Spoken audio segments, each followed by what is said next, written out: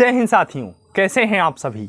Hope करता हूं कि आप सभी ठीक होंगे, सेफ होंगे व सुरक्षित होंगे। जैसा कि आप सभी ने थंबनेल में देख लिया होगा कि आज की इस वीडियो में हम सभी बात करने वाले हैं कि किस प्रकार से अब ट्रेन से होगी मंगल तक की यात्रा। यानी कि ट्रेन से लोग चांद पर जाएंगे, चांद से मंगल पर जाएंगे, या फिर यूं कहिए कि पृथ्वी से डायरेक्ट मंगल पर भी जा सकते हैं। लेकिन जो रास्ता यहाँ पर चूज किया जाएगा वो किसी स्पेस क्राफ्ट का नहीं होगा, वो होगा ट्रेन का। और जो ट्रेन चलेगी वो अपने रेलवे लाइन पर ही चलेगी, वो उड़ेगी नहीं। ऐसा कुछ मॉडल जापान में बन के रेडी हुआ है और आने वाले कुछ दशकों में ऐसे सिस्टम से ट्रेन चलेंगी भी। तो आज की इस वीडियो में जो आपके अंदर क्यूरोसिटी जगी होगी कि आखिर ये कैसे पॉसिबल हो पाएगा, कहाँ पर ट्रेन की पटरियां बिछाई जाएंगी, कैसे उस पर ट्रेन चलना पॉसिबल होगा, किस प्रकार से ट्रेनें चलेंगी, क्या होगा उसका, कैसे क्या होगा उसका जो है मैकेनिज्म और उसके साइंटिफिक रीजन क्या होगा, आज की इस वीडियो में हम ये शुरू से लेकर और अंत तक यही डिस्कस करने वाले हैं। आप सभी को लग रहा होगा कि क्या बात कर रहे हो सर, मंगल तो हमारे पृथ्वी से काफ़ी दूर है, चंद्रमा भी काफ़ी दूर है, यहाँ से वहाँ तक की पटरी कैसी बिछाई जाएगी। चलिए मान लेते हैं पटरी बिछ भीग जाए, तो क्या हमारे हेलीकॉप्टर, हमारी हवाई जहाज़ जब उड़ेंगे या हम जब सैटेलाइट कोई लॉन्च करेंगे तब वो जो है उसमें टकराएंगे नहीं पटरी पर, या फिर चलिए हटाइए ना भी टकराएं, इधर उधर घुमा ले जाएं। मान लीजिए हम लोग होशियार लोग हैं, अपनी एरोप्लेन को इधर से घुमा के निकाल ले गए, तो क्या पृथ्वी चलती है उसी प्रकार से मंगल ग्रह भी चलता है और उसी प्रकार से चंद्रमा भी चलती है। तो जब हम यहां से वहां तक ऐसे पटरी कनेक्ट कर देंगे तो क्या मंगल ग्रह, पृथ्वी और चंद्रमा ऐसे चलेंगी? मंगल ग्रह ऐसे इधर को चलेगा, या आप जानते हैं कि शुक्र जो है उल्टा घूमता है, अपने जो है अक्ष पर वो उल्टा घूमता है। तो जब मंगल भी आगे चलेगा, पृथ्वी भी चलेगी और चंद्रमा भी चलेगा। तो जैसे चंद्रमा कभी कभी क्या होता है, अमावस्या और पूर्णिमा की सिचुएशन आप सभी जानते हैं कि चंद्रमा अमावस्या की कंडीशन में इधर होता है और पूर्णिमा की सिचुएशन में इधर होता है। तो जब ये इधर से इधर आएगा तब क्या हमारी पटरियां जो होंगी वो मुड़ नहीं जाएंगी, या उनमें टॉर्जन नहीं जनरेट हो जाएगा, या फिर वो टूट नहीं जाएंगी? तो आप सभी के मन में की ये क्यूरियोसिटी, और सबसे बड़ी बात कि पटरियां जो है, क्या पटरियां भी उड़ेंगी? जो रेल की पटरियां होंगी वो भी उड़ेंगी, या उनमें पिलर कैसे प्रोवाइड करेंगे? ये सारी क्यूरियोसिटी आप सभी के अंदर जो है जग रही होंगी कि कैसे क्या किया जाएगा, क्या है इसका मॉडल और कैसे ये काम करता है। यही हम शुरू से शुरू करके और अंत तक इसी वीडियो में यही बात करने वाले हैं। सबसे पहले आप सभी को बता दिया जाए कि ये जो कारनामा हुआ है, यानी कि जो ये मॉडल प्रस्तुत किया गया है, ये जापान में प्रस्तुत किया गया है, जिसका नाम है क्योटो यूनिवर्सिटी, जिसने काजिमा नामक कंस्ट्रक्शन, यानी कि काजिमा कंस्ट्रक्शन एक कंपनी है जापान में, उसके साथ मिलकर ये मॉडल बनाने का निश्चय किया है। सिंपल बात समझ गए? अच्छा, आप लोगों के मन में एक क्यूरोसिटी और आएगी कि क्या इतना हाई टेक्नोलॉजी हो सकता है? जी हाँ, बिल्कुल हो सकता है, क्योंकि ये कहने वाला कोई आम आदमी नहीं है, जापान है, जहाँ की टेक्नोलॉजी के बारे में आप सभी जानते हैं। हम अभी 5G का ट्रायल करके निकले हैं, 5G बनाना स्टार्ट किए हैं और वहाँ 6G का ट्रायल कंप्लीट हो चुका है। 5G का ट्रायल हमने कंप्लीट किया है, उन लोगों के यहाँ 5G काफ़ी दिन से चल रहा था। 6G का ट्रायल कंप्लीट हो चुका है, 6G पर वो 6th जनरेशन पर हैं, तो ऑब्वियस सी बात है कि हम लोगों से आगे हैं। अच्छा, इसका मैं एक और एग्जांपल आपको देना चाहूँगा। जब राइट ब्रदर्स ने कहा होगा कि हम अपनी प्लेन बनाएंगे, एरोप्लेन बनाएंगे, लोगों को उड़ाएंगे, तब भी लोग हंसे थे उनके ऊपर। जब थॉमस अल्वा एडिसन ने कहा होगा कि हम लोगों को बल्ब देंगे, यानी कि रोशनी देंगे, तब भी लोग उन पर हंसे थे। जब आइंस्टीन जी ने कहा कि टाइम ट्रेवलिंग पॉसिबल है, मतलब लोग टाइम में ट्रेवल कर सकते हैं, आप पास्ट में और फ्यूचर में ट्रेवल कर सकते हैं। हालांकि इस पर मैंने एक वीडियो बनाया है, लिंक डिस्क्रिप्शन में दे दूंगा, मन करेगा तो देख लीजिएगा किस प्रकार से हम पास्ट में और फ्यूचर में जा सकते हैं। इसका साइंटिफिक रीजन क्या है, मैंने वीडियो ऑलरेडी बनाया है। तो जिस समय आइंस्टीन जी ने ये टाइम रिलेटिविशन का थ्योरी दिया, उस समय जो है उन पर लोग हंसे थे, लेकिन आज लोगों का काम है हंसना, और हम सभी का काम क्या है कि आपदा में अवसर ढूंढना। किस प्रकार से मॉडर्नाइजेशन दुनिया को घेरते जा रहा है, कैसे चीज़ें अपडेट होती जा रही हैं, इसके बारे में हम सभी को जानकारी रखना बहुत ज़रूरी है। चीज़ों को विश्वास करना सीखिए, क्योंकि आप सभी को पता होगा कि एक यूट्यूब पे एक यूनिकॉर्न चैनल हाल ही में फिजिक्स वाला बना है, यूनिकॉर्न बना है। यूनिकॉर्न मतलब जो एक कंपनी, हमारा 101 ऐसी कंपनियां हैं जो $1 बिलियन से ऊपर जो है उनकी नेटवर्थ हो चुकी है, उन्हें यूनिकॉर्न बोला जाता है। क्या 2018 से पहले किसी को पता था कि यूट्यूब से इतना पैसा कमाया जा सकता है? कुछ लोगों को पता था, लेकिन इतनी ज़्यादा लोगों को नहीं पता था। वो लोग आज जान चुके हैं कि यूट्यूब से पैसा कमाया जा सकता है और एक यूनिकॉर्न कंपनी खड़ी की जा सकती है बाय द यूट्यूब। ये अपडेट लोग हुए तब तो इसके बारे में जाने, इसलिए आगे चीज़ें क्या होने वाली हैं इसके बारे में अपडेटेशन बहुत ज़्यादा ज़रूरी है। ये हम सभी के लिए हमेशा फ़ायदेमंद होता है। तो अब हम बात करते हैं कि आखिर ये कैसे काम करेगा। जापान ने इसका मॉडल प्रस्तुत किया है। मॉडल मतलब कि इस चीज़ ये कैसे काम करेगी ये चीज़ तो बना ली है, अब बारी आती है प्रोटोटाइप। तो जापान ने कहा है, यानी कि जो ये कंजिमा कंस्ट्रक्शन ने कहा है कि जो है हम 2050 से लेकर 60 तक इसका प्रोटोटाइप तैयार कर लेंगे। प्रोटोटाइप मतलब एक छोटा सा मॉडल, ये दिखाने के लिए कि देखिए कैसे जो है ट्रेन चल रही है, कैसे कहाँ जाएगी, क्या है सिस्टम पूरा, ये 2050-60 तक तैयार हो जाएगा। उसके बाद में कुछ ही दशकों में जो है ट्रेन भी चलने लगेगी। समझ पा रहे हैं बात को? अच्छा, आज के समय में एक ये दौड़ बहुत ज़्यादा पॉसिबल है। क्या कि जैसे 2025 तक अमेरिका का एक स्पेसक्राफ्ट लोगों को चांद पर लेके जाएगा, 6 महीने वहाँ पर रखेगा, उसके बाद में लोगों को वापस लेकर आएगा। अगर अमेरिका ऐसा कर रहा है तो चाइना भी इससे पीछे नहीं हटेगा। चाइना ने भी ऐसा ही एक मिशन चांद पर उतारने की ठानी है, यानी कि चाइना का भी एक मिशन जाएगा, चांद पर रहेगा, वहाँ से लोगों को लेकर आएगा। इसी क्रम में क्या नाम है उनका, एलन मस्क जी ने भी कहा कि हम लोगों को मंगल पर ले जाएंगे, वहाँ से वापस भी लाएंगे, यानी कि मंगल यात्रा हम ले जाएंगे। ऐसा उन्होंने कहा ही नहीं है। उनका जो मिशन है वो आखिरी पड़ाव पर है, कभी भी अपना वो मिशन जो है ये लॉन्च कर सकते हैं, लोगों को मंगल पर ले जाएंगे, वहाँ से वापस लेके आएंगे। क्लियर है ना? तो आज हमारा ये अलग का टॉपिक था, हम थोड़ा अपने टॉपिक से अलग चले गए। हम आते हैं अपने आज के टॉपिक पर, जो कि है कि ट्रेन का ये मैकेनिज्म कैसे काम करने वाला है, क्या ग्रेविटी का क्या होगा, ट्रेन की पटरियां कहाँ बिछाई जाएंगी, ये सारी चीज़ें। क्लियर है ना? तो इसके लिए एक ग्लास टाइप का स्ट्रक्चर बनाया गया है। ग्लास टाइप का मतलब आप कोन शेप में मान लीजिए, लेकिन कोन ऐसा हो पिरामिड से, एग्जैक्टली पिरामिड से, मतलब जिसमें एग्जैक्टली वो नीचे पूरा जुड़ा ना रहे, नीचे भी स्पेस प्रोवाइड किया जाएगा।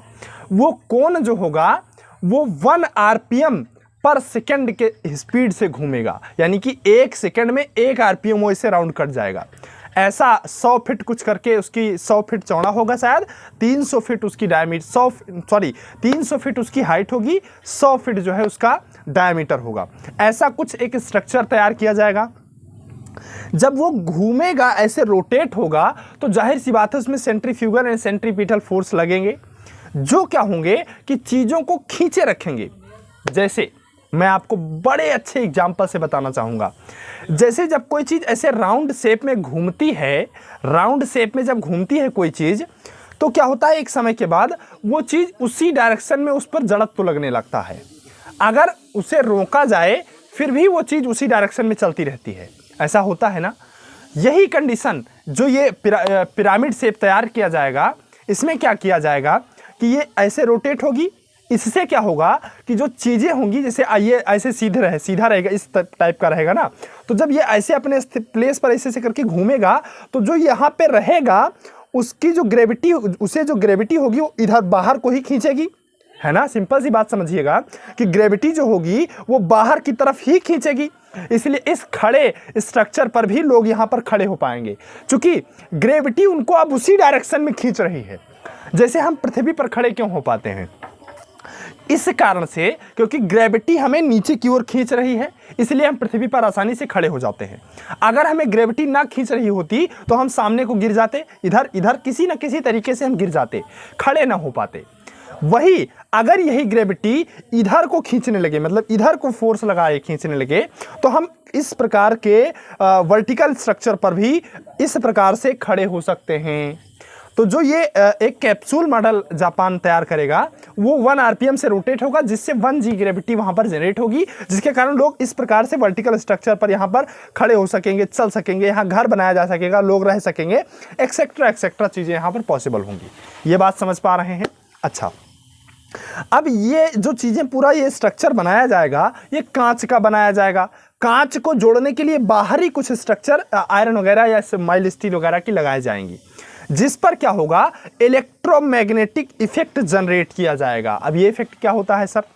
ये इफेक्ट ये होता है, चुंबक आप लोगों ने देखा, जब चुंबक को हम पास में लेकर आते हैं तब चुंबक आपस में चिपक जाते हैं, अगर उनके पोल अपोजिट हैं तब। लेकिन अगर सेम पोल को हम पास लेकर आएंगे तो चुंबक एक दूसरे को इंपेल करते हैं, मतलब धकेलते हैं। सेम कंडीशन अगर हम इलेक्ट्रिसिटी किसी आयरन में प्रोवाइड करते हैं तो वो मैग्नेट जैसा वर्क करने लगता है। अच्छा, इलेक्ट्रिसिटी भी होती है एक प्लस एक माइनस, तो एक में हम प्लस प्रोवाइड करेंगे, एक में माइनस, तो वो अपोजिट पोल का काम करेगा। लेकिन अगर दोनों में प्लस प्लस प्रोवाइड कर देंगे तो वो सेम पोल का काम करने लगेगा, जिससे वो चीज़ें आपस में चिपकेंगी नहीं। अच्छा, अगर चिपकेंगी नहीं तो ये एक दूसरे के थोड़ा दूर रहेंगी और इसी आधार पर ट्रेन उस पर चलेगी, इसलिए वो चिपक के उस पर नहीं चलेगी, थोड़ा दूर चलेगी। समझ पा रहे हैं? तो उसी साइड में ऐसे से करके ट्रेन चलेगी। सबसे पहले 2 मिनट का शायद ये वीडियो है, आप लोग इस वीडियो को देखिए ताकि मैं जो चीजें बोल रहा हूं ना, इसे आप लोग विजुलाइज कर पाइए।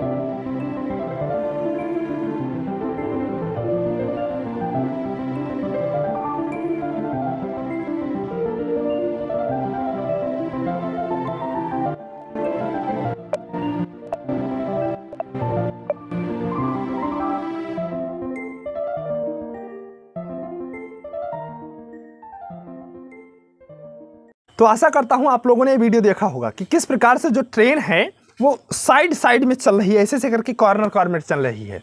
कुछ ऊपर जाने के बाद वो हवा में उड़ेगी, हवा में जैसे हमारे स्पेसक्राफ्ट उड़ते हैं, लेकिन अब वहां उसके पास पर्याप्त मोमेंटम हो चुका होगा, जैसे परछेप पे होता है ना कि ऐसे करके बस छोड़ दीजिए, एक समय बाद दूर जाके गिरेगा। सेम कंडीशन यहां भी है, ऐसे करके छोड़ दीजिए, दूर थोड़ा चले जाएगा। तो वो एक बार अगर इस ग्रेविटी को पार कर जाए, यानी कि पृथ्वी अंतरिक्ष को पार कर जाएगा, तो हाल ही वापस वहां से आने में पॉसिबल नहीं हो पाएगा, है ना। सेम कंडीशन एलन मस्क जी ने कहा कि हम एक ऐसा स्पेसक्राफ्ट बना रहे हैं जो वहां तक जाएगा और चीजों को छोड़ के वापस आएगा, लेकिन एक बार जो वहां पर छोड़ दिया चीजों को, दोबारा उसे वापस लेके नहीं आ पाएगा। ये बात समझ पा रहे हैं? तो अभी तक ऐसी कोई टेक्नोलॉजी नहीं है कि वो एक बार अंतरिक्ष पार कर जाए, उसके बाद में वहां जाके रुके, फिर वहां पे लोगों को बैठाए, फिर वहां से फिर अंतरिक्ष में इंटर कर जाए। इस प्रकार की कोई टेक्नोलॉजी नहीं है। तो सेम बेस पर ये काम करेगा, मतलब यहां से लाइन करके निकलेगा, वहां पे सीधे चले जाएगा, और दूसरा मंगल के पास एक और ही ऐसा स्पेसक्राफ्ट, ऐसा ही एक पिरामिड शेप का स्ट्रक्चर वहां पे रेडी होगा, वहां पे जाके लैंड होगा, वहां पे ऐसे से रोटेट करके नीचे जाएगा, लोगों को वहां उतारेगा, उतारने के बाद फिर वो उसी स्पीड से उसी पटरी पर वापस आके फिर अर्थ पर आके लैंड होगा। इसी प्रकार से वो मून पर जाएगा। पृथ्वी के पास जो स्टेशन बनाया जाएगा उसका नाम रखा गया है टेरा ग्लास। इसी प्रकार से चंद्रमा के पास जो स्टेशन बनाया जाएगा उसका नाम रखा गया है ल्यूना ग्लास, और जो मार्स के पास स्ट्रक्चर बनाया जाएगा उसका नाम रखा गया है मार्स ग्लास। क्या रखा गया है? Mars glass. और इस ट्रेन का नाम स्पेस एक्सप्रेस रखी गई है। क्लियर ना? तो पृथ्वी के अंतरिक्ष में ही कुछ दूर पर, मतलब शायद समताप मंडल में या आयन मंडल में ये तैयारी की जा रही है, वहाँ पर जो है ये ऐसा स्ट्रक्चर होगा। वहाँ पर लोगों को जो है स्पेसक्राफ्ट से भेज दिया जाएगा या एरोप्लेन से। आने वाले समय में इतनी टेक्नोलॉजी हो जाएगी।